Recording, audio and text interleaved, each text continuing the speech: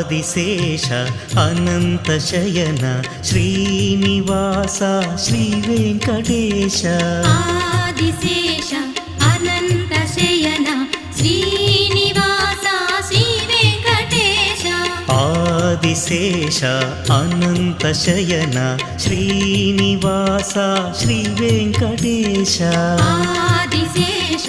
Anantha Shayana Srinivasa Shri Venkatesha